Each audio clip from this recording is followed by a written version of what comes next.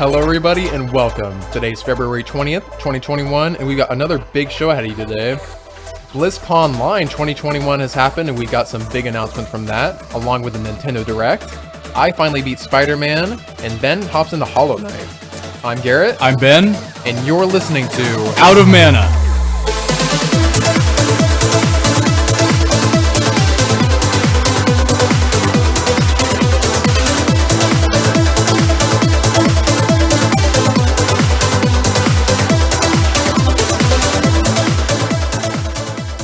Here we are, another week.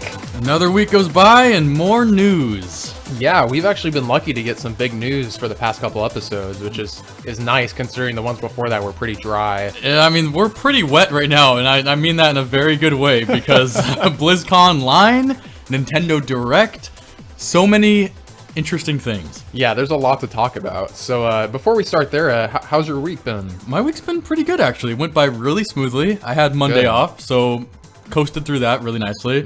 Then this week has been pretty mellow, just doing framework, putting things together, taking things apart. Then I got to install some windows, glaze them. That was all fun. That sounds like a lot of fun stuff. Your job must be tough because there's so many pieces to it. Like there's not just like, yeah, I do framing. It's just like I do everything. Well, technically I'm a finished carpenter. Okay. But not so much. The way things work. I mean, I might as well just join the carpenters and start singing too, because I mean, I do a little bit of everything here and there. But yeah, that's cool. Well, how about you, Garrett? Yeah, it's been pretty good. Today was special because I finally fixed the flat tire on my mountain bike, which has literally been sitting there for about 6 months. I thought that was like a decorative piece now. It basically was, because it's been collecting dust in my room. I actually keep my bike in my room because it's the first time I spent money on a bike, like good hard-earned money.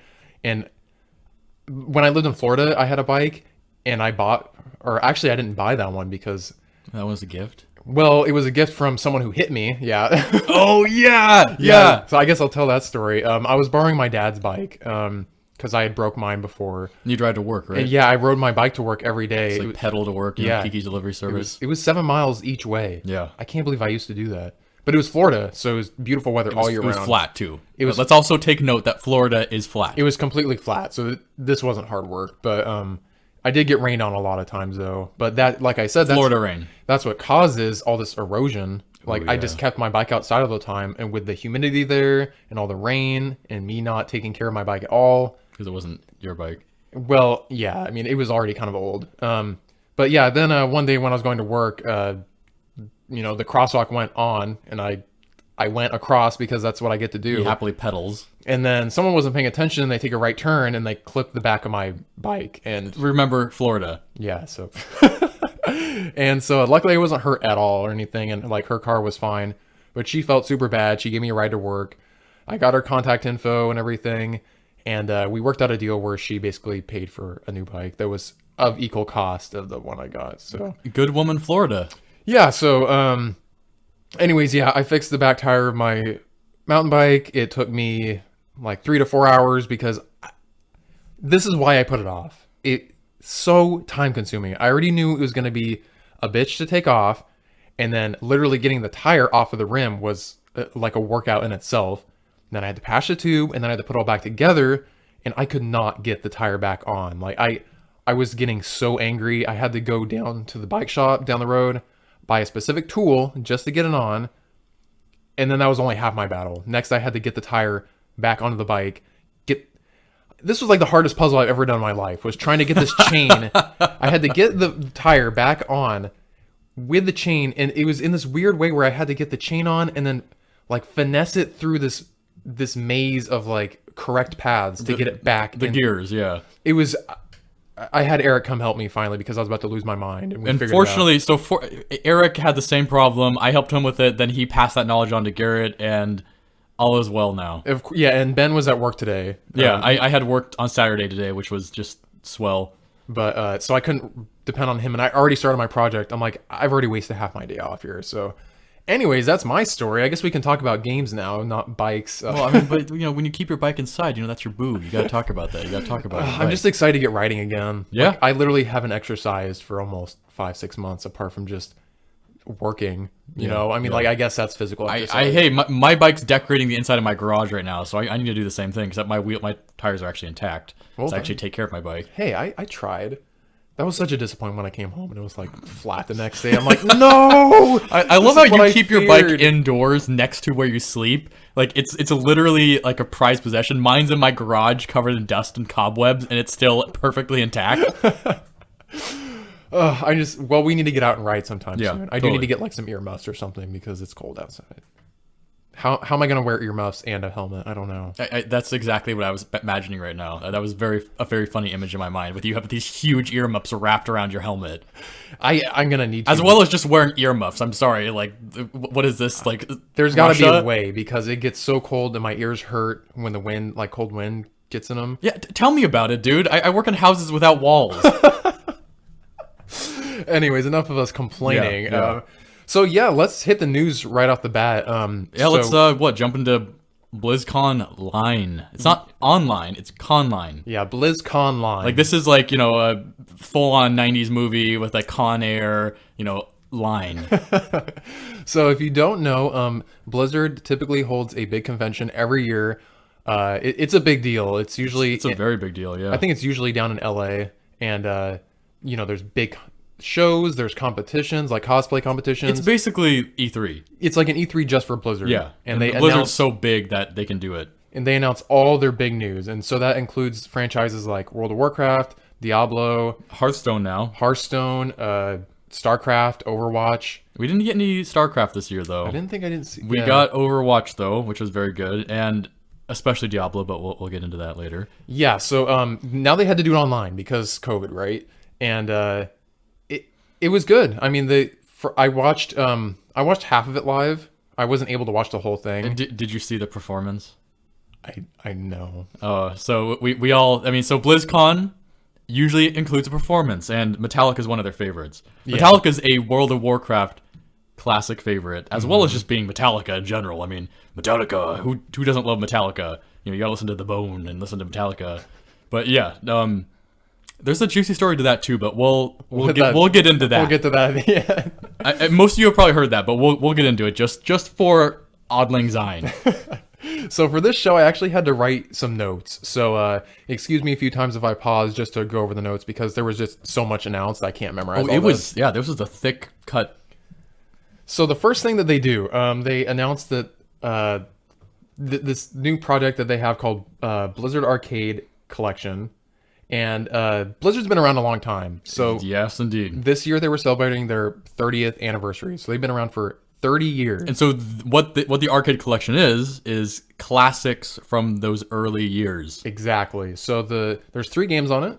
They've got The Lost Vikings, Blackthorn, and Rock and Roll Racing. Rock and roll, not rock and rule, like the late 70s movie. Just don't watch it. Unless you like music, don't watch it. I've never heard of it. Yeah, don't. So this is one of those classic moves where they, a company releases their old games and they allow you to play in the classic version or like their kind of new, like enhanced version, for these they include a rewind feature, which is very nice for these old games. And save states, right? And save states. Big deal in these kind of games. So Yeah. you don't just have to save state it in an emulator. You actually get the game with official save states. And that's the thing. Some of these old games, I remember when we were playing, what was that Toad one? Battletoads. Battletoads, dude. Yeah, me, you, and Kevin were trying to do Battletoads, and that is one of those games where it's an old game, super hard. Was that the night you fell asleep on the floor? It was, yeah. We were over there. We were over there for like almost 12 hours. I swear to God. That was fun. That was a good time, and we were stuck on that one racing level Yeah. for so long. And then there was the rat boss where you had to like jump That down. was hard. That was hard too. That needed save states. Could you imagine playing that game without save states? It's insane. So a lot of these older games are very, very hard on purpose because they want to release one game and have you replaying this until they can get their next game out. It was supposed to be a full amount of content that lasted you, and yes. So a lot of old games either didn't have saving at all, or you would have to restart the entire level over again, or literally the entire game over And again. if you're old enough, you remember this either fondly, or if you're young enough, you'll think, well, games are like that? Yeah. What?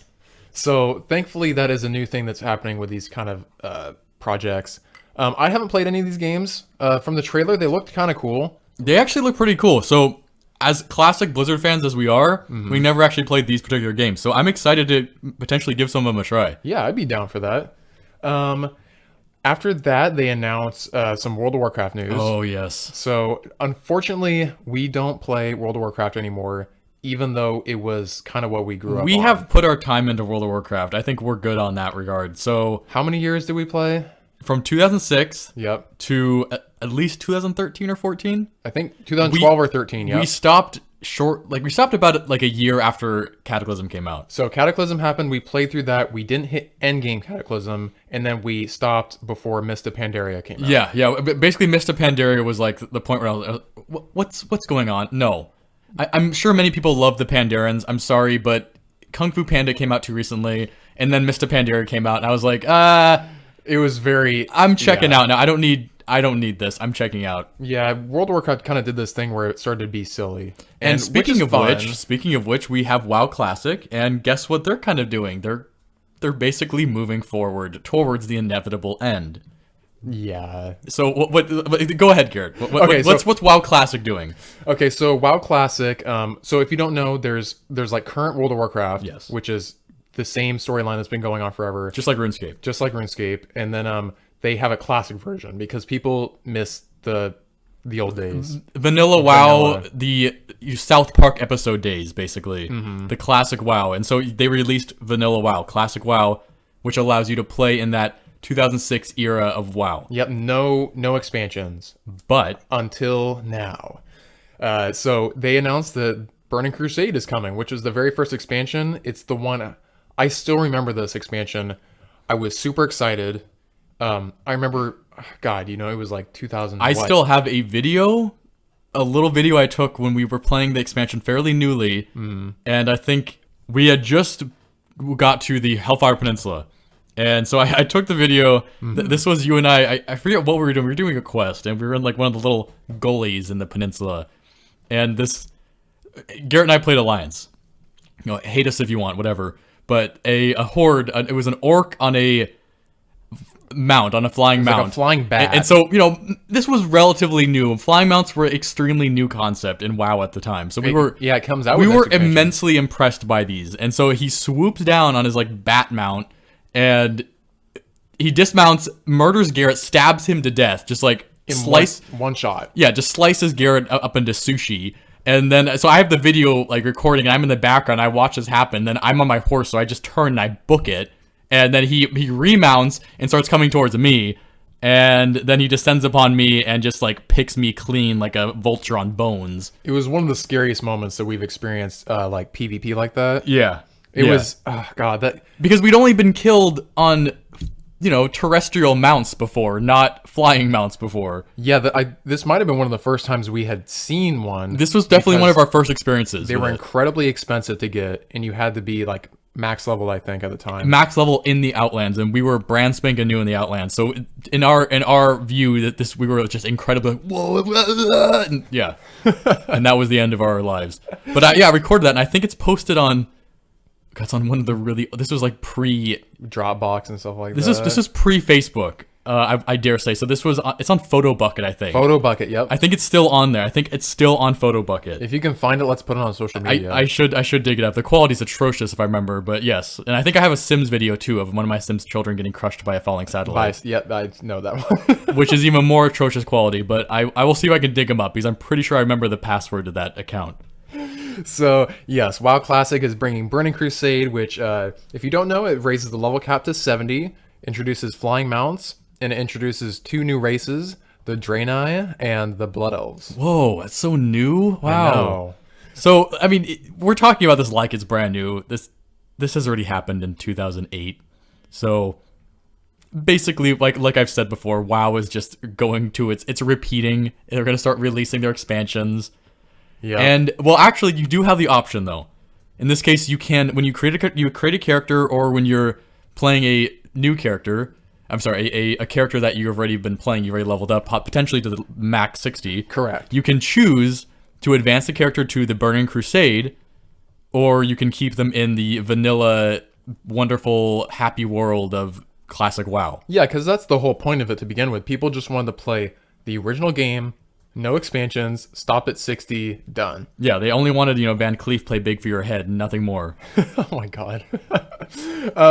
So that's pretty cool. And then one little tidbit that I think they announced in one of the deep dives, like the discussions, is they said if people demanded it or the demand was high enough, they would release an expansion of the Wrath of the Lich King. Oh, they're not going to wait for the demand to be high enough. They're just going to wait an appreciable amount of time, and then they're going to release it anyway. Yeah.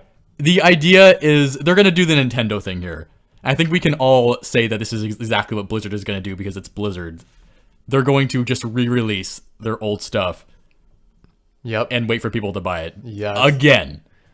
Yep. I mean, it's at full price too. I've got my WoW Classic, my Burning Crusade, my Wrath of the Lich King. I've got the cases all in my garage. They're sitting there from original release. Why would I buy them again? Because nostalgia. Nostalgia is the biggest drug. I get WoW Classic. I get that. But like, why? I mean, whatever. It's a nostalgia. Yeah, you're right. You're right. Anyway, what about current WoW? I think there's some releases for that too, right? Correct. Yeah. So current WoW, it's currently in the Shadowlands expansion. Oh yeah. And this is going to be patch 9.1. I think it's like the new biggest patch, and they're calling it Chains of Domination. This is going to introduce a new location called Korthia, I think. Again, I have no idea what the lore is right now. So it is to infinity and beyond. We have no idea. All I know is it's going to introduce new quests, a new 10 boss raid, which sounds crazy. That's some nice stuff. And an 8 boss mega dungeon, apparently. So raid and mega dungeon, what's the difference? Raids are kind of mega dungeons to begin with. So is a mega dungeon bigger than a raid? I don't know. This sounds pretty intense. Because people would spend days in raids. I mean, we would. I mean, I remember raids. We'd have to stop and save the raid and come back the next day. What in sweet Jesus' name is a mega dungeon? Maybe we have to play again. I guess we could ask Kevin. Kevin plays. We could ask Kevin. Kevin's the guy to know. Speaking about that, Kevin, one of our friends. Oh, yeah, we keep talking about Kevin, and no one has any idea who he is. He's actually an old coworker of Ben's. He's an old coworker of mine, an old friend of mine. I've known him since before I was of drinking age. I've known him for a long time. He's a really good buddy.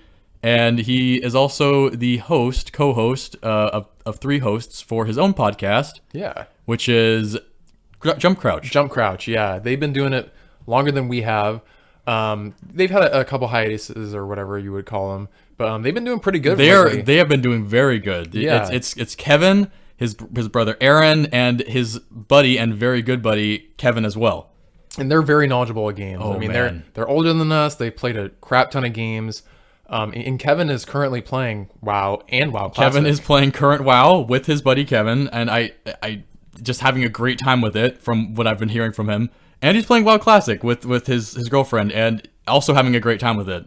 So and I guess we maybe need to do a... the temptation is there. The temptation to enjoy these games is there, but I can't. I don't know. I don't know if I should do that. I'm playing Hollow Knight right now. I'm enjoying Hollow Knight. I'm just going to enjoy Hollow Knight. Don't tempt me. Well, we should definitely get him on and maybe the others too, and we can do a crossover. I like the idea of that, Garrett. So Kevin, if you're listening, let's do it. Yeah, let's have Kevimon on here, and we can just go full on. So that was all the World of Warcraft news. There's still more. This is Blizzard. There's a lot of franchises here. Yeah. So let's hop over to Hearthstone, which it's been around a while now, and it's an incredibly successful card game. Hearthstone, it got its name from World of Warcraft. A Hearthstone is an item that you got in the game at the very beginning, and it basically teleports you to the hearth, to an inn. Yes, to an inn. So in World of Warcraft, this was kind of it was a way of quick traveling. Because in original classic WoW, you could use flight. There were basically tram people you could go to, and they have a flying mount. They would take you from one place to another. Mm-hmm. And the Hearthstone was a place you could basically go to an inn and set your Hearthstone there. So you talk to the innkeep and set it there, and whenever you use the Hearthstone, which was your inventory, it would teleport you back to the inn. And I think it had a 60-minute cooldown. Yep, it was a 60-minute cooldown. And it was a way to, you finished a quest, and you're like, oh, my quest here was all the way back in this town, like 3 mountains away. Mm-hmm. Use your Hearthstone to get back there. You'd pretty much always set your Hearthstone to whatever new town you were in and getting quests from, so you could just fast travel back, basically. This was before World of Warcraft had a lot of the easier traveling methods, such as flying mounts in the classic game. Yeah, so to traverse the classic game, it was a arduous process, to put it mildly. But it was fun. It was fun. I mean, I have a lot of good memories of Garrett and I traversing areas that were way too high leveled for us. Holy crap. You know, remember Fate and Faith? We spent an entire... Okay, so another tangent here. We both started making new characters, and depending on what race you do, you start in a different area. Yep. Ben started on a literal different continent. So, yes. So Garrett made a night elf character. I had made a human character, you know, basic. And we had to get me... So I went to Garrett, and then Garrett and I came back. So I had to go from Kalmador... No, not Kalmador. What was... Eastern Kingdoms. I had to go from the Eastern Kingdoms to Kalmador, then to the... What was the tree called? Teldrassil, I think? Teldrassil, then to the Teldrassil tree. So this was a lot of traveling to go there. So this was classic WoW, vanilla WoW, no Burning Crusade, nothing. And the only way to get from point A to point B was to walk.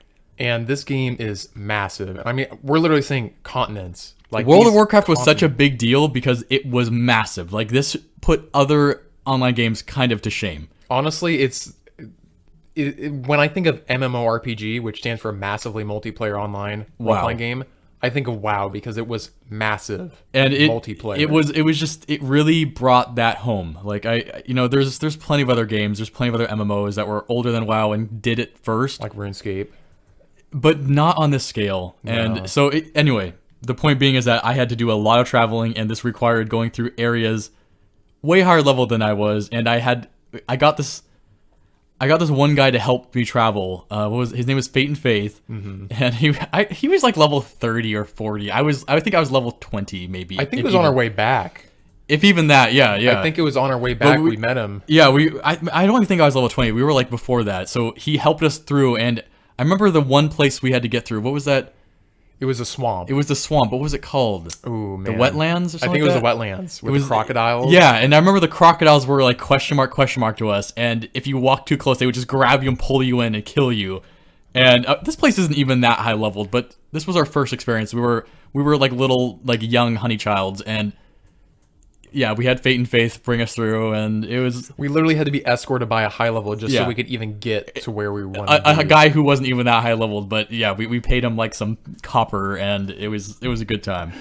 Oh god, good memories. So anyway, Hearthstone. That's a Hearthstone. A Hearthstone is your stone to your hearth, and thus they made a card game out of it, and it's proven to be very successful. And yeah, so there's a new expansion coming out for it. Basically, it's called Forged in the Barrens.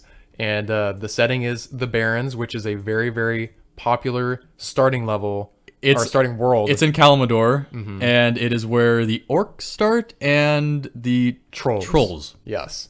And yeah, the Barrens, we could go on about this too, but it's a classic WoW thing. Very classic. Basically, long story short, there's like a world chat or an area chat in the game. So no matter how far away someone is, as long as they're in the area, you can talk to them. Yep.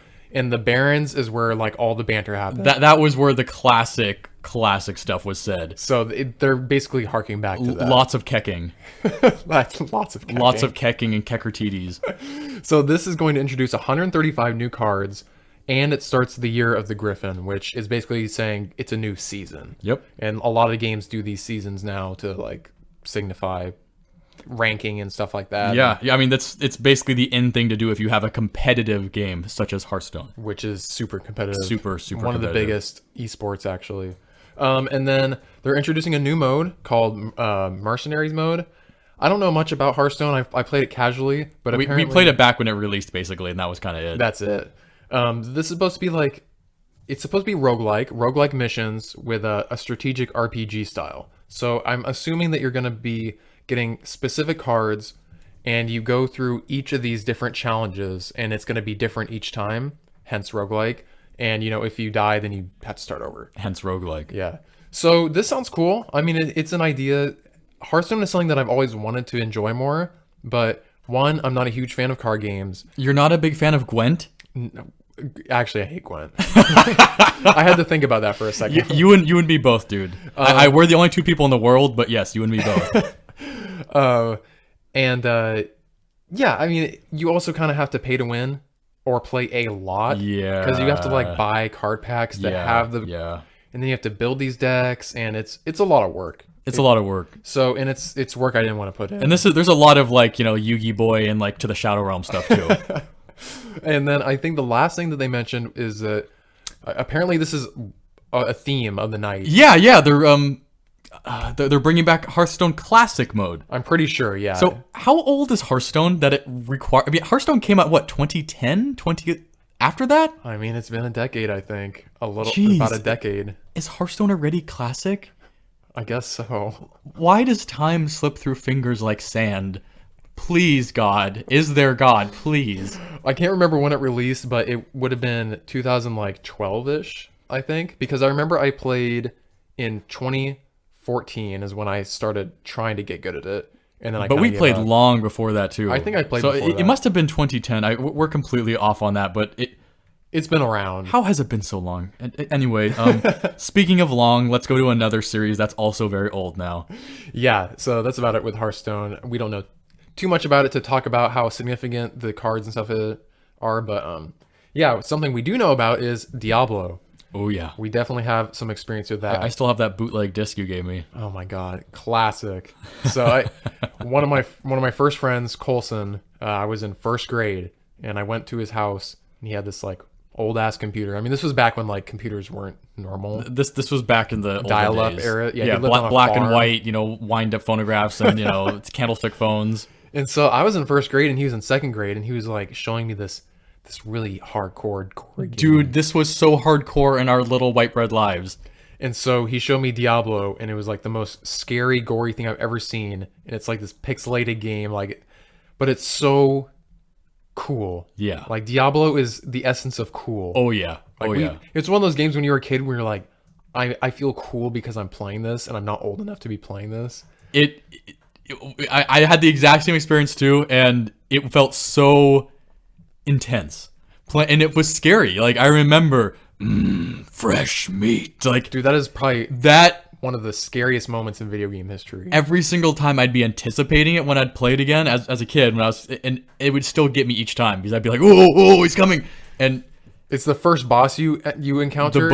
The butcher, and he's in this room, and it's one of those games where until you open the door, you don't know what's inside. Yep, it's dark.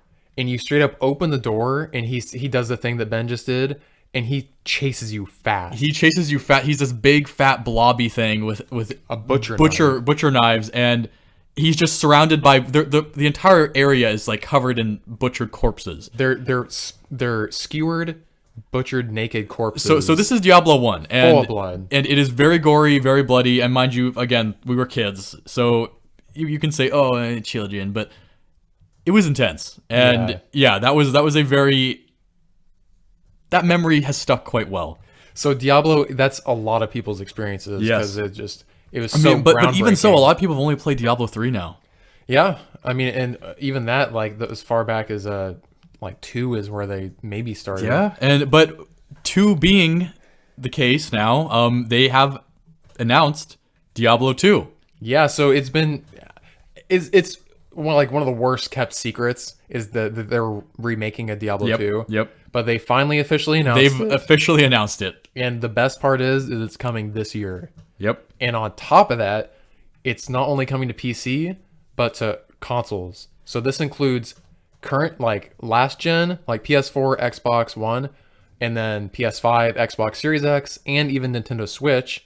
And on top of that, oh yes, there's going to be cross saves. Like, they are finally moving forward, which so many companies do not do, by allowing cross saves. And this is really big because Diablo is one of those games where you kind of just want to pick it up and just play it, like mindlessly play it, which is perfect for the Nintendo Switch.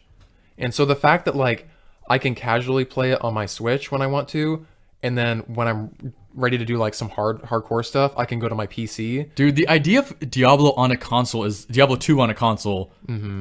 is very interesting to me because I'm trying to imagine that gameplay on a console. Yeah. Diablo 3, I played on a console and I hated it. So I'm hoping Diablo 2 translates well to a console because I love Diablo 2. I love Diablo 2. And I'm really excited to see how this translates to all these different platforms they're going to throw this on. I have really high hopes that they're going to pull this off because, as we mentioned in one of the previous episodes, they got Vicarious Visions working on this. Yes, they do. Which they are masters at reworks remasters, whatever you want to call it. And so what's cool is, if I understood it correctly, you're going to be able to play this in the new enhanced version, which looks like as good as like Diablo 3, Diablo 4. There are some comparison shots, and this is not just new enhanced. They took the old game and they actually made it. It looks like the old game, just better. Like, they didn't change it significantly. This isn't a jump from vanilla to something new and completely wild looking. And they even redid all the cinematic movies too. It looks it looks great. And you can also, if I understood this correctly, play it in like the retro version too, which is even more awesome. Which is just one of those sweet little extras that some of these games do. Not all of them do it, but like the Halo collection, Master Chief collection, you could seamlessly like flip between classic mode and like the new enhanced version. Yep. I doubt Diablo 2 is going to do that, but it's very cool to see just how far it's come. And like, man, what a leap. It's been like 20 years. I think 20 years It has is what they were saying. Yeah, dude. It's been a long time. Yeah. Man, so we're super hyped about Diablo 2, but that's not the only Diablo news. There are some new Diablo news, and this is not Diablo 3. This is... Yeah, Diablo 4. Still don't know when it's going to come out. They've been kind of like drip feeding us things. And a lot of it's not stuff that we're surprised to see. So no. What they've announced is the classic, the rogue class. Yeah. And if you play Diablo, any Diablo, you're basically expecting a rogue class. So the rogue was, I think you could play rogue in the first game, right? It was one of the three, I believe. You had the archer, the barbarian, you had the sorcerer. Yeah, and the archer was technically a rogue. And so in this game, you're going to be able to choose whether or not you want to be like an archer, or if you want to be more of like a stealthy assassin, which is kind of cool. So you get to kind of choose, which is nice. Which is no surprise, though, for a rogue. Well, yeah. I'm not sure if the other classes... I'm sure they all have their own thing. Yeah, barbarian, sorceress, and druid. The barbarian probably has like something like a paladin and something more like a straight warrior. Mm-hmm. Sorcerer probably battle mage, maybe something more straight power, magic power. Mm-hmm. Druid, polymorphing maybe. I can only imagine like something else. Yeah, oh, God, it looks so good. I mean, we haven't seen much of the game, but I just want Diablo. Like, I just want something to hop into and just slay a bunch of monsters. I really wasn't a fan of Diablo 3 for as much as I like will literally squeal about Diablo stuff. Yeah. Diablo 3 did not take me in any way, shape, or form. I liked it. I even liked it on console, to be honest. To each their own. To each their own. I could literally drop a big pile of shit on it, but it's to each their own. And Diablo 4, I'm reverting back to being excited for it, and I want it. I'm gonna hope it's gonna be what I want, because Diablo 2 is sure as hell what I want. So I hope Diablo 4 kind of harkens back to the Diablo 2, Diablo 1. Yeah, I think that they're going to. I think they've listened enough, and like they've kind of dropped the ball on Diablo enough to have learned what people want. Oh man, have they dropped that ball? Yeah, so I think we're gonna be good on that one. I do believe they dropped some news on Diablo Immortals, which is their mobile game, which I'm not even going to touch on because... Which everyone just loves them because when that was announced originally, that went so well. Yeah, so... I wonder if that guy still works there. Probably. He probably didn't get fired. He probably just got, like, skinned alive.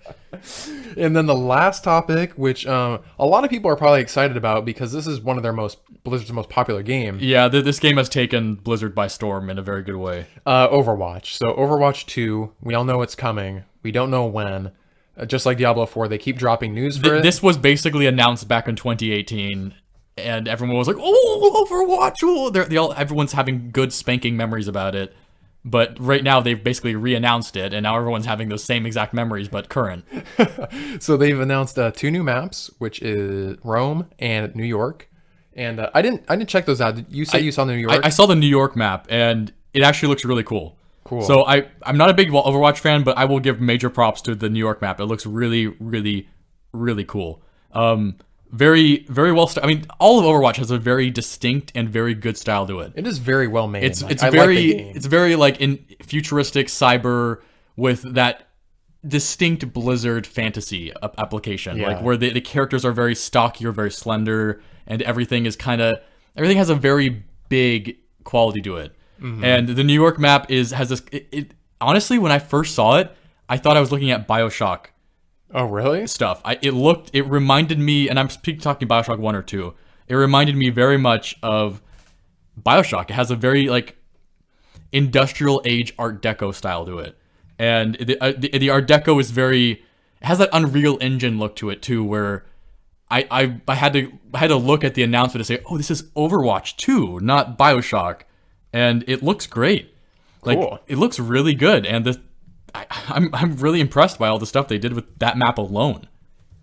So on top of that, gotta say, praise coming from Ben about that is pretty big. I've shown Overwatch a lot, so yeah. They've got some PvP changes, which I'm not going to cover all of them because one, I don't play this game actively, and two, there's just a lot. They're adding hero missions, which from what I understand are co-op replayable, like PvP mode mission things, and they said they're going to make like hundreds of these things. So basically just ad infinitum, just going to continue making these forever and ever and never stop. I mean, if this is true, I might be on board with Overwatch 2. Like, I think this is a way for people to play. So co-op replayable PvP mode, like what does that mean exactly? Like what does that translate to? And it said there's a mission? Like what does that mean? I mean, if I did more research, I probably would know how to answer that. But again, like Overwatch is one of the things I'm not super into.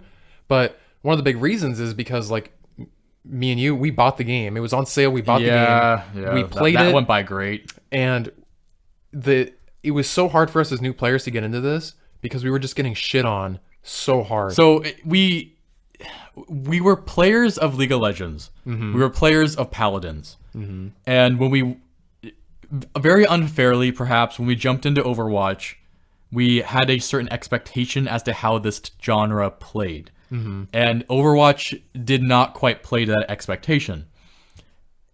And it did not go over well. Like we were new, and we would choose a champion to play, and then we would die, and then we would have to choose a new champion because someone else took that champion. And that just, it didn't make sense to us as new players because we just had this expectation of something different. Yeah, in Paladins and League of Legends, you pick one champion, and that's what you're stuck with for the whole rest of the match. So you gain skill on that champion. Yeah, and in Overwatch, You're just tossed around the board like a dart. you can constantly change. Every time you die, you can change your champion. It was too much of a cluster. There's too much going on, and I think as new players it didn't work for us. Garrett gave it more of a chance afterwards. It has improved a lot. That was basically my one and done thing. I played it and I was like, fuck ass, and I didn't touch it again. So Overwatch 2, when it comes out, I might hop on board because I think what they're trying to do with these hero missions is for people who are coming into this is a good way for them to get their feet wet before they hop into like the straight up competitive. Because Overwatch is like one of the top 3 esport games right now. It is very much so, Between like CSGO and League of Legends, it's Overwatch and Hearthstone and all that good stuff. And so speaking of missions, like, are they going to add a campaign mode too? Yeah, I think they're finally getting a campaign. So that's kind of what interests me. Like that's cool. I'm kind of a story mode campaign person. Like as much as I love just, shoot 'em up, kill 'em modes, I'm kind of into the campaign thing. So that definitely interests me. And it does seem like Overwatch has a really cool story to it. Like I know that there's a bigger picture to it. Well, and unlike League of Legends, they're not just constantly retconning their own story. They don't take their characters and come up with brand new like J.K. Rowling style backstories that just make no sense. So yeah, Blizzard, I give props for Overwatch's very interesting backstories, and I'm curious. I'm really curious about the campaigns. As someone who is zero fan of this game, I am actually very curious about it. And the last thing that I saw is that they're going to be changing the look of a few of the heroes. They might add more. Right now, I saw there was like 4 of them that they're changing. Not huge news. I think they're just like making them look better overall. Good, good. I mean, hopefully not change them too much. No, from what I saw, it was because there's going to be a lot of angry fan art. Well, I know that's the thing is people love this game and they love their characters. Yeah, I mean they're gonna have to start drawing like, oh, this is classic look for what's the reviving chick's name, Angel or Harmony. No, there's gonna be a lot of people mad in this. Barmony. I literally can't think of. The only one I can think of is Harmony from like Buffy. I don't know. So that pretty much wraps up Blizzard. Oh, we got to go back to the Metallica thing. Okay, yeah. So BlizzCon, Metallica's been a big thing in World of Warcraft, as I mentioned. What happened is Metallica returns, of course, because they're going to do a live performance on the streamed BlizzCon line.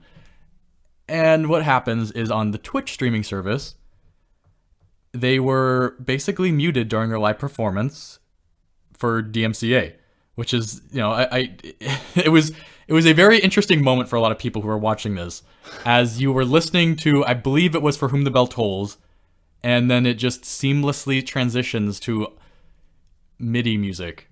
Like chill out music. Like chill out, like, you lo-fi beats. Yeah, chill lo-fi beats, man, to like do your homework to in college. It was hilarious. It's really funny, to put it mildly, and it was very ironic. It was very palpable because if you're old enough to know, like, Napster days, maybe 2005, 2 decades ago, yes, a while back, Metallica has had some history with dealing with copyright issues. So Napster, if you haven't heard of it, I'm not going to go into Napster. I'm just going to say it was like the OG streaming. It was the OG music streaming service, and it was a Wild West days. And the internet basically destroyed the music industry when it came along, because people were downloading songs for free. They were getting music for free. They were streaming music for free. Napster was one of those Wild West services, and it was subsequently demolished when Metallica came around and sued the ever-loving hell and brought upon a new series of laws for those rights for music artists, which was a good thing. Yeah, for music artists, it's good. They were literally the pioneers of this. Like, without them doing this, I mean, they were the pioneers of the internet days. This is something that kind of happens every 30 years in the music industry, because ever since like the days of old, when radio basically came into a thing, radio was a huge problem in the music industry, because suddenly people weren't paying for records. They were just turning on their radio and listening to them for free. And artists were like, "Oh, you can't do that. I'm not going to make record. No, I'm not getting money." And once again, laws come into play. Things happen. Music industry changes. It happens again and again. And that was the internet age of that. Mm-hmm. And it was just extremely funny to have Metallica basically canceled out on their own live performance. They're just rocking out of this live performance, and it's just playing like the exact opposite music of what they're playing. And I can only imagine all these Twitch streamers who were streaming the BlizzConline for their viewers were just, as soon as Metallica started, they were like, "Ugh!" and turned it off really fast, because they did not want to get nailed to the head. Yeah, that's the last band you want to mess I can only imagine oh my god, it's just an extremely funny situation. If you were watching this live on like Blizzard stream or like the official stream, you heard it. You would have heard it, but Twitch does its thing where it obviously broadcasts. Twitch is a very dangerous place, people. Be careful. And Twitch is be careful which lo-fi beats you play in the background of your streams. Yeah, it's been a big problem for a lot of people, is they like literally can't play music anymore. It's like borderline impossible. Yeah. Or even how am I gonna spin my vinyl without playing games, man? So that was the last bit of fun. Just look it up. Like, literally YouTube it. It's worth watching because it's so ridiculous. And if you want to read the history that we just talked about, like, you can. It's just funny. It's just very funny, and it's just a fun little tidbit to the BlizzConline. So on a totally different subject, we also had a Nintendo Direct. These pop up randomly every now and then, and Nintendo gives us a dump load of new information. And Nintendo timed this one perfectly. So sometimes it's good, sometimes it's bad, sometimes it's mediocre. Sometimes it's just not interesting. And this was a combo of like everything, in my opinion. Yeah, a little bit.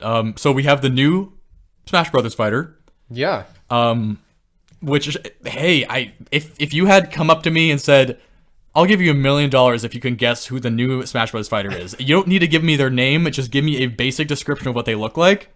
And I would have said, a anime-style girl with multicolored hair, with 2 personalities that she can change mid-battle, looking like she comes from Octopath or Fire Emblem. And I probably would have won that $1 million within a moment. Because guess who the next Smash Fighter is? It is Pyra and Mythra, who are from the Xenoblade Chronicles. Yeah, I haven't played these games before, so I honestly, at first I thought, "Oh my god, is this another Fire Emblem character? Like, are they literally look like Fire Emblem characters. They sound like them." I'm sorry to fans of these games. This is nothing against Xenoblade. This is nothing against Fire Emblem. This is just Nintendo's obsession with incorporating these characters into Smash Brothers. There's just so many cooler things that they could be doing. And they all play the same. I'm sorry. They all have like sword attacks that fly all over the place. They transform personalities. They change hair colors. I digress. I'll let Garrett go. They look pretty cool. One thing I do like is the stage that comes with it. The stage looks really cool. I don't know anything about Xenoblade, but you're riding on this flying beast-like thing, and it's talking. It's like never-ending story. Like you're on it. He's like, oh, you're too heavy. You're too heavy, buddy. You're going down. It looks very cool. So yeah, one thing that Nintendo does very well in Smash Bros. The stages are all really cool. So when they're specific to a specific game, they put a lot of detail. They put a lot, and like very, very good details. Not a Xenoblade player, but like this stage does look really cool. So I am really stoked about that. One news that we didn't get is anything on Breath of the Wild 2. We basically just got more like, oh hey, keep tuned. They literally said, okay, bye. We don't have anything to say, but we hope to give you news later this year. So, which means it's not coming out, not this year for sure. I mean, this is Nintendo Classic. Nintendo, I think I said this before, but Nintendo basically only gives hard announcements to their games when the game is going to come out in 3 to 6 months. Which is honestly good. Which is a very good thing to do, like Garrett just said, because if you announce your game too soon with like super cool trailers and all this stuff, and then your game doesn't come out for 2 years, God forbid 10 years, then you're going to have a lot of disappointed people. Yeah, and then you're probably going to get hacked and have your source code sold on the dark web or something. No names. But the point being is that Nintendo does this very well, so we can only assume that when we do get any really hard Breath of the Wild news, Breath of the Wild 2 news, it's going to be released pretty soon.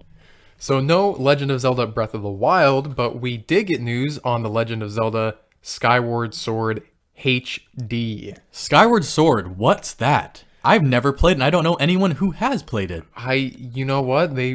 It's probably more likely to get struck by lightning than meeting someone that actually played Skyward Sword. I would probably stand outside and get struck by lightning right now. So basically, Skyward Sword is the first in the series of canon games. So if you're gonna go all the way back, like you're gonna do Star Wars with this, like which movie do I watch first? Skyward Sword is the movie you watch first. It's the Legend of Zelda origin story. This is the origin story for Legend of Zelda, and nobody played it because it was released on the Wii at the very way end of the life cycle. Like the wave had already crested and already flattened out on the shore, and yet they still threw this game on that console, and nobody played it. And to top that off, it had frankly atrocious motion controls. Yeah, I'm pretty sure that's the deal. Is it had bad motion controls. The game didn't look that good. Apparently, it's a very, from what I understand, it's a very linear game where there's a lot of like cutscene story kind of stuff, and it just doesn't give what Zelda people like. Like it's not a Zelda game that goes in line with all the other ones. You're not getting the Zelda experience. So we're a little curious about this because as people who haven't played it, I did not own a Wii. I did not need to lose weight. I'm not of that person. I did not need a Wii Fit or Wii Sports, so I had no need to own a Wii. I played at a friend's house once or twice, and that was literally enough for me. But Skyward Sword, I'm interested in it. I am very curious about it, and I remember hearing about it at the time it came out. But is it worth getting? I mean, is Nintendo's Switch release of it gonna be worth it? Is this just gonna be another thing where I buy Zelda games, so I'm going to buy this, and I will buy Zelda games always? Like that's going to be it. It's basically going to be the Zelda diehards are going to buy this game. There's going to be a few curious people. I'm curious, but we all know Nintendo's going to charge full price for this game, and I'm not going to pay $60 because I did enjoy the other one they released too.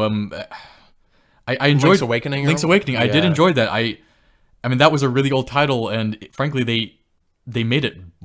Well, that was a whole remake. Yeah, they immensely made it better, so it was worth paying for on the Switch. But the Skyward Sword is basically going to be it's a HD remake. It's an HD it's like port basically. And there have been some comparison shots of original and the Nintendo the Switch release. They don't really look that HD to me, but I guess I'm gonna wait to see for myself. Yeah, I guess we'll have to see on this one. We probably have a lot of Zelda fans angry with us right now, but frankly, kill me right now, but I genuinely don't like most Zelda games because I'm not a huge puzzle kind of guy, and that's like what it is. It's dungeons and puzzles and not knowing where the hell you're supposed to go. Like Majora's Mask, who the hell can beat that game without a guide? Like, let's be honest here. Okay, you are not wrong. Legend of Zelda is just, I mean, I'm as a Legend of Zelda fan, I'm not a diehard fan by any means, but I've enjoyed the games. I'm a puzzle gamer. Basically, I enjoy all the things that you don't like about it. But I agree on the Majora's Mask. And yeah, I mean, Legend of Zelda is mostly a thing that people appreciate from afar, but don't really have much more experience than playing the characters in Smash Brothers. So There's like the diehards, and then there's the casuals. and then there's the casuals who say, "Oh, like Legend of Zelda, I love playing Zelda with his sword." And it's like all they're talking about is Ocarina of Time because it's the only game they've ever played. Or Most maybe most Wind people Waker. haven't even played that. Again, most people have literally played the characters on Smash Brothers, and that's their exposure to Legend of Zelda. And I just said Wind Waker. Where's Wind Waker? They Dude. have literally already made a remaster of it.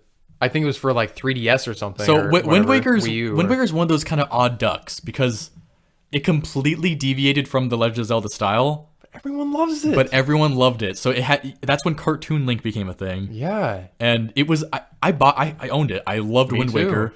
It's one of my favorite Zelda games for sure, but a lot of people didn't like the style. A lot of people either were like, "Oh, it's okay," or didn't care, or they hated it. And that's when you had Twilight Princess. Twilight Princess followed Wind Waker, and it brought back like it basically went the opposite direction Wind Waker went. It went like full on Shadow of the Colossus with like dark, realistic. You're right. Everything's dark, everything's realistic, everything is dismal. And that was the response to Wind Waker because of the Cartoon Link's not wide appeal. So I remember I was skeptical of Wind Waker because I saw this art style. I'm like, because at that time I was getting used to like games looking more HD and more cool because I was on Xbox and like cutting edge, and then I see them like digress to this weird like storybook looking cartoonish style. It was the mid 2000s, and you had Animal Crossing, which was a big thing, and so Wind Waker kind of went in that direction. But then I played it and it was so cool. It's so like my fun. favorite Zelda game. It was honestly. so fun. The Wind Waker. I mean, some people can hate it, I'm sure, but Wind Waker, I legitimately enjoyed that game immensely. So and I would love to see a release for it on the Switch. I would. It'll come someday. I would gladly be that Nintendo fan going like, I'm gonna buy the game again. I would totally. I would do that. I would too. I would stupidly give my money in a very happy way. So I'm gonna go through the last of these announcements pretty quickly because we are running a little short on time, and I do want to talk about our games. Oh that yeah, we played. of course, we have to talk about us. So this is huge news, but not to us. So sorry for the lack of details. Splatoon 3 has been announced. So Splatoon 3 this is actually kind of cool. I'm gonna add my unneeded opinion. The release video for it was pretty neat. It has like a very, I mean, it's post-apocalyptic. Like, that's cool. When you think of Splatoon, you think of basically teeny bopper kids on TikTok throwing paint at each other and giggling and having tentacle hair and oversized feet. I mean, at least, okay, I'm sorry, that's speaking from my kind of like grizzled old perspective. But I saw Splatoon 3's announcement, and I'm like, whoa, what is this? It had a cool trailer. The trailer was cool, and you get through like the little character creation thing they showed you, and then the character goes across this post-apocalyptic wasteland, which just looks, I mean, frankly, it looks pretty awesome. And you see the Eiffel Tower in the background upside down, and then the game apparently has some kind of political connotations to it. Oh yeah, so which is very cool, especially from Nintendo. Yeah, which is Nintendo's kind of a classically conservative company. Like they're pretty. I mean, I would almost call them prudish in some sense, but they're very conservative. Yeah, and so what Splatoon 3 is doing is they're actually taking gender out of the equation. In Splatoon, you can basically be genderless. Like, yeah, it's non-binary. There's no genders to pick from. So this isn't like the news of the century, but it's a pretty interesting inclusion for a Nintendo series. Is to basically kind of touch on a political note such as that. Yeah, I mean, a lot of new games, especially in the West, this is like everyone's doing it. You know, it's everyone's starting to do a lot more LGBTQ acceptance, which is awesome to see. A lot more diversity. So you're seeing a lot more color in main characters. And we did kind of see some of that in Animal Crossing as well. In the new Animal Crossing, there was, I mean, you could choose the gender of your character, but you could dress them however the hell you wanted. Yeah, your character could literally dress however they wanted, so gender wasn't harshly defined in that game. And I didn't play either, but I'm assuming like the villagers themselves were like I mean, non-binary as well. I mean, no, they are pretty clearly defined Oh, are they? Okay. in most senses. But I mean, you're not completely wrong. Mm-hmm. Animal Crossing was interesting because it kind of stepped in that direction, and then Splatoon 3 is announced, and we see a very harsh step in that direction, which is, and I think is a very interesting thing to see from Nintendo. Yeah, I think that's very cool to see, like, Japan entering that, which certainly, is very cool. Certainly.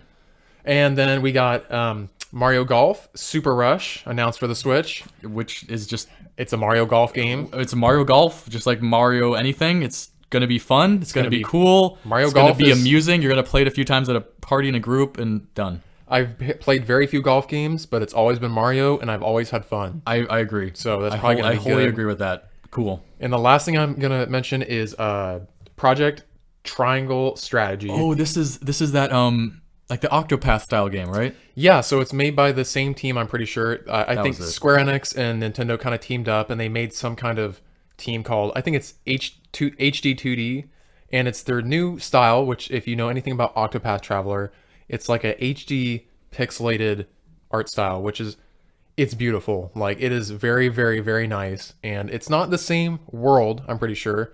It just has the same art style. Octopath Traveler was a classic, like, Japanese RPG, take turn fighting, but it had a cool twist on how the fighting worked.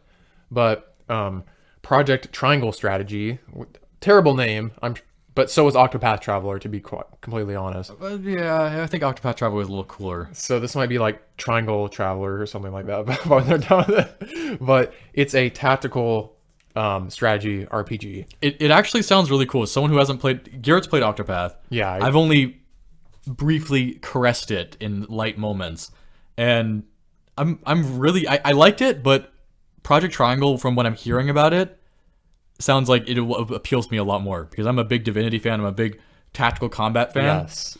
And this sounds a lot more appealing to me. So that's exactly what I was gonna say. Is if you like Fire Emblem games, if you like Divinity, Divinity 2, any of those kind of where it's like the fights are like a grid and you're like moving on the squares, and depending on where you are, like if you're on higher elevation, you have, you can attack from further away. You have like a attack damage boost. You get like advantages. Yeah. Yeah. It's all about being strategic on where your team is. And frankly, I suck at these games. It's why I don't play Divinity. It's why I don't play Fire Emblem. It's why I don't play any of these games that make me have to think, because I feel like an idiot. Oh God. Every time I play these games, I remember I got a Fire Emblem game and I was playing through it and I'm like, this is like one of the earliest levels and I'm getting my ass kicked and I'm not even on hard difficulty. You just you ate the cartridge. Am I just stupid? Like, I felt like I was playing like chess times 10. Like, it was just like, chess was easier to me. I thought you were getting into chess. What happened to that? I am, but where's your Queen's Gambit?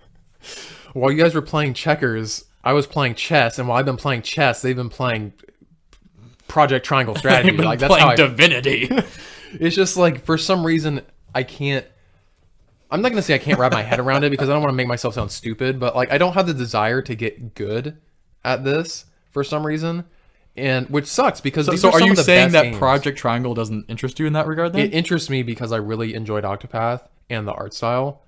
And so I'll look more into it. Maybe I'll give this one a chance. Maybe this will be the game that gets me into tactical strategy. So Garrett and I are on different notes with this. Like, he's like, I'm not so sure about this. Like, I love the Octopath, but I'm not so big about the strategy. And I'm like, I never played Octopath, but I'm really into the strategy. So yeah, interesting. And then there was like a million other things announced on the Direct. Basically, it was just a bunch of stuff that's now coming to Nintendo Switch. Now coming to Nintendo Switch. Yeah. Like Fall Guys is coming. Oh yeah, Tales of the Borderland. It's just a bunch of other stuff. Fall Guys like made this big announcement where they pick up a Switch and they're like, "Oh, Fall Guys, we're 6 feet tall." And yeah, and so I remember Fall Guys. Good times. Yeah, we do this every episode. Fall Guys was good for the moment, and I'm glad they're still doing, because as far as those types of games go, that was actually a pretty damn fun one. It was fun. You've heard this before, everyone, if you listened before. So yes, Fall Guys is good. I'm not going to buy it on the Switch, though. I'm not going to download it on a Switch, though, God forbid. But, like, I still like it. Cool. So that wraps it up for BlizzConline and Nintendo Direct. So we had two big announcements, which is why we spent an hour on the news, among other tangents. We probably could have wrapped it up. But we have been playing games that we really enjoy. So we're going to stretch a little bit over our hour mark that we've been trying to hit, because we just we need to talk about these games we've been playing. Yeah. So I'll go ahead and go first. I was playing some Spider-Man. I was playing Spider-Man. I was already doing that. Last time we talked, I was halfway through.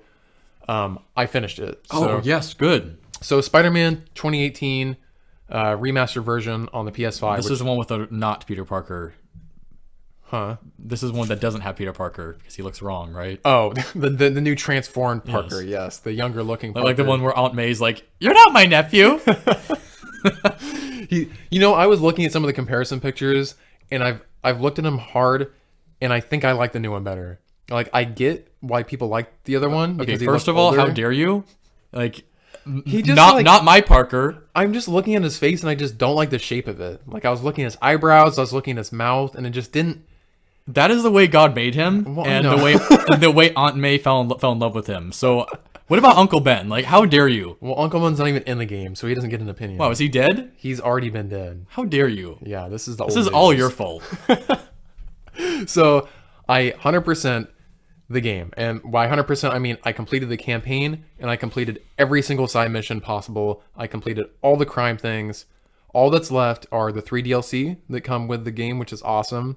So one of them deals with Black Cat, which is like a thief. One of them deals with Hammerhead, Oh, that's actually a villain I don't know about. And then the other one is Silver Sable.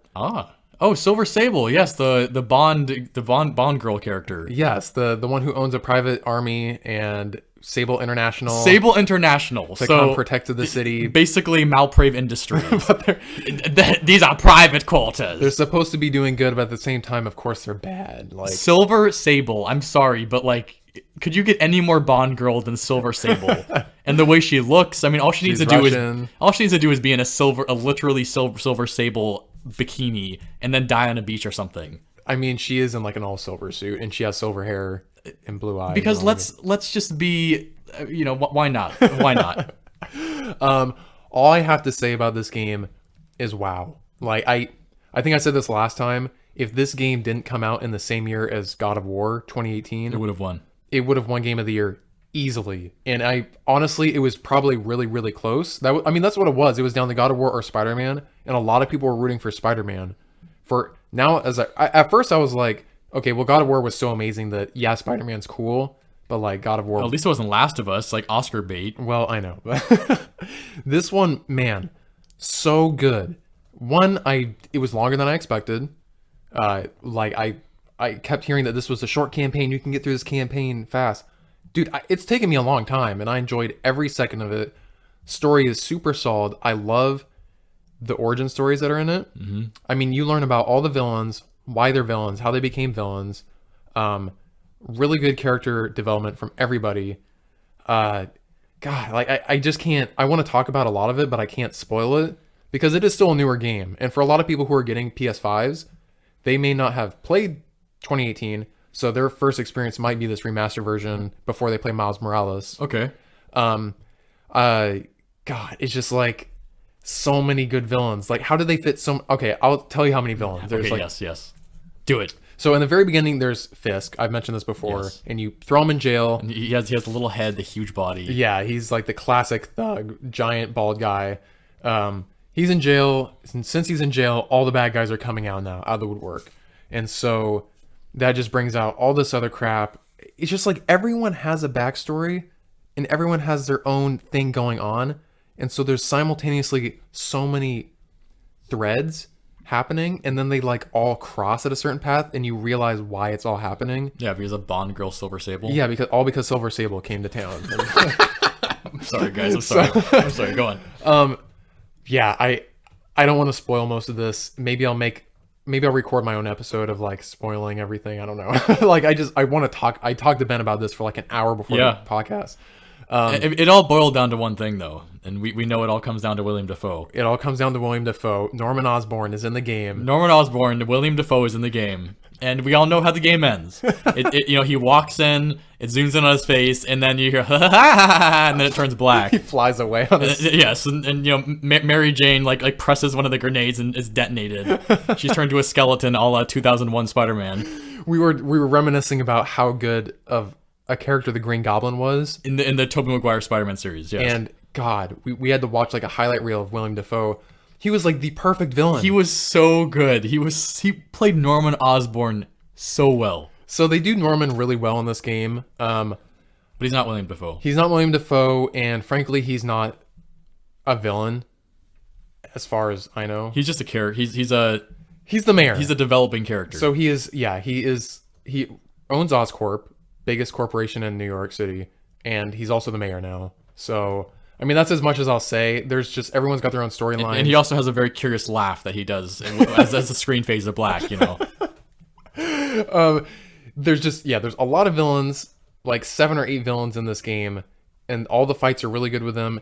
Very cinematic game. The writing is very, very good. Ooh. Like by the end of the game, I was just like, am I watching like a full budget Marvel MCU universe like cinematic? You just spit out your popcorn. You're like, wait, this isn't a movie? Seriously. I have to play? Like some games hit it right and some don't. But like I'll be honest, during the end scene, I was like actually getting emotional. Like I had grown with these characters a lot, and the stuff that was happening, I was just like, I can't believe this is how they're playing it out. Final Fantasy VII. It just went so well. Okay, I'm gonna stop talking about it now, but I'm very excited to hit through all the DLC. I'm pretty sure they're all very quick. Like I'll probably knock one out each night when I come home from work. Get the Silver Sable highlights. And then I can finally jump in to Miles Morales and excuse me? Oh, I'm so Hollow excited. Knight? Oh shoot. Okay, yes. Yeah. Okay, so Ben, your turn. Yeah, well, yeah, my turn, yes, but Yes. also Hollow Knight. You need to play Hollow Knight, dude. I will play Hollow Knight. So, okay, I've been playing Hollow Knight. I know this game isn't new. It's not brand spanking new, but it's an awesome game. I had never given it a chance until now. I've had friends. One of my best friends, Casey, has been playing this game. She's talked about it, and it's been awesome. Basically, everyone and their mother will like whisper to me on my pillow at night, saying like, "Hollow Knight, it's so cool, play." And finally, I decided to try it, and I'm really glad I did.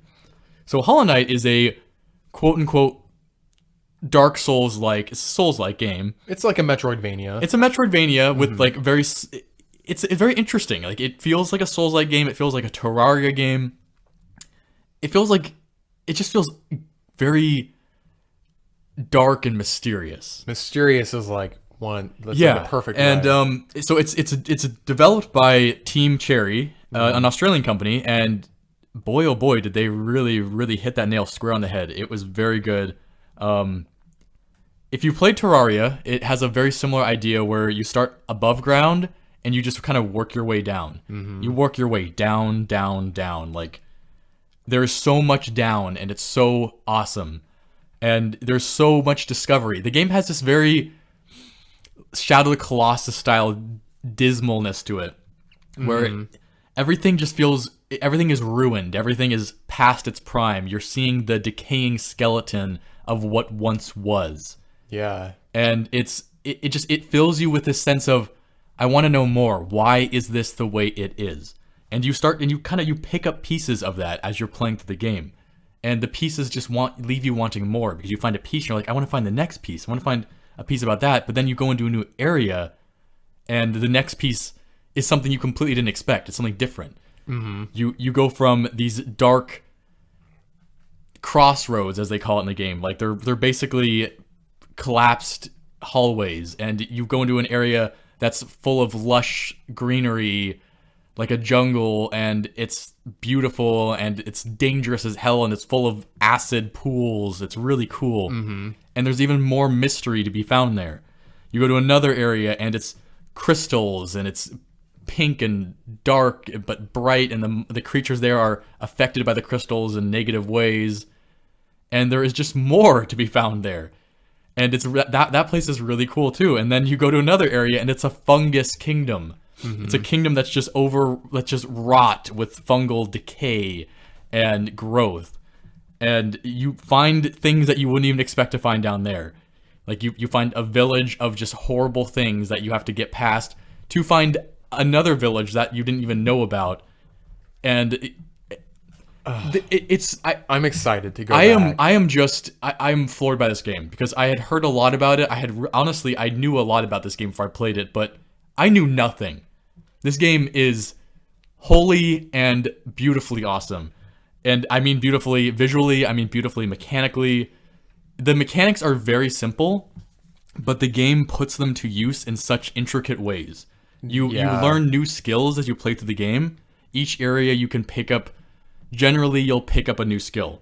Something that might be double jumping, something that might be dashing, something that might be like grabbing at the walls and bouncing off of them. Mm-hmm. And the game uses these mechanics to give you intricate puzzles that platforming puzzles, exactly. And they are amazingly difficult, amazingly frustrating, and amazingly fun.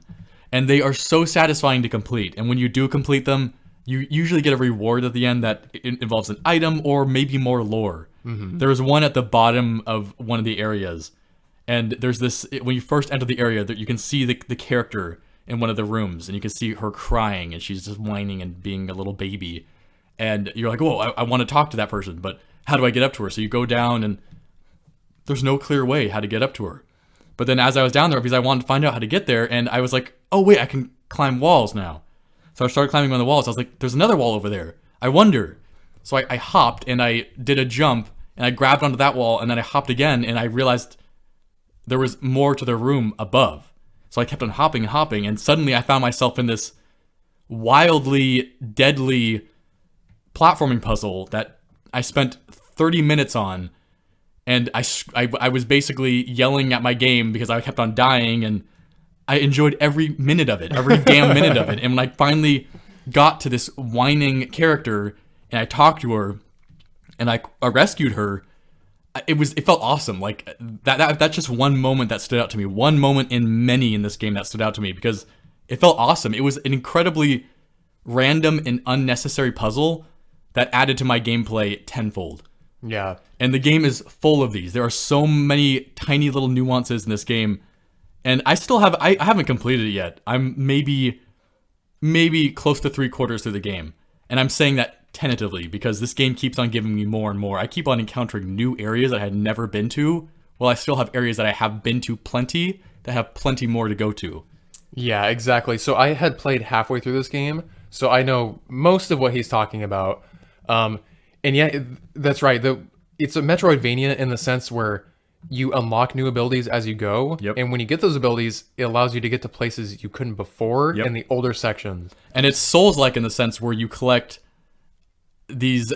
They're basically coins. Yeah. They're a currency.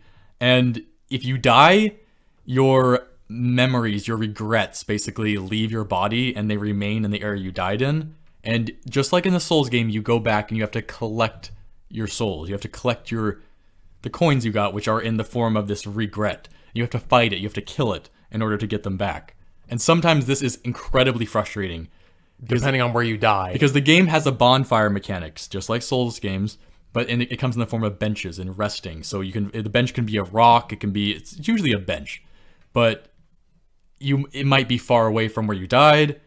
It might be really close, but either way, you're going to get frustrated. You're going to say, bullshit mechanics. But the game, even with all those yelling of bullshit, it's so fun.